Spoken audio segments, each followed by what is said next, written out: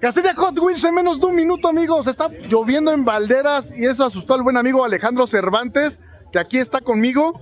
Pero afortunadamente lo alcancé para recoger estos Redline originales. Empezamos con el Doom Truck 1970, amigos. En esto trabajó Ira Hilford y Larry Wood, amigos, para sacar este casting. Pero el mejorcito, y ayúdame Alejandro, es el Carabo, amigos. Pocos han visto este casting que abre puertas tipo DeLorean, amigos. Una chulada que ya nos alcanzó la lluvia, amigos. Ya pronto se los enseñará bien. Y pues que corre la gente. Nos vemos en la próxima.